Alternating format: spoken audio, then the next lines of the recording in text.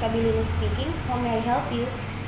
Hi, I'd like to ask about seeking an appointment for a consultation regarding a land dispute. I'll be happy to assist you with that. May I have your full name, please? Yes, it's Chinky Peligro. Thank you, Ms. Peligro.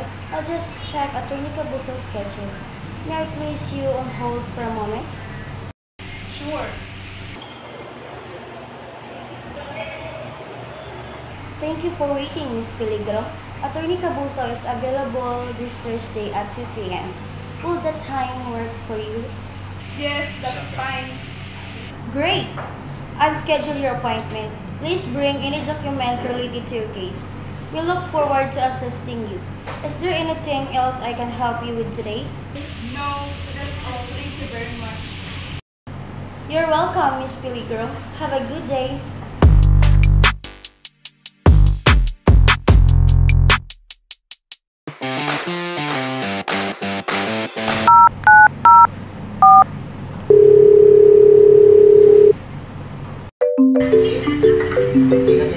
Hello?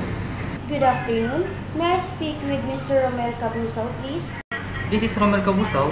Hello, Mr. Cabusao. My name is Marian Cabilino, Legal Secretary from Law Office of Attorney Peligro.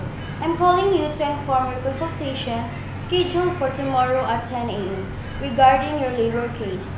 Oh yes, thank you for reminding me. Welcome, Mr. Cabusao.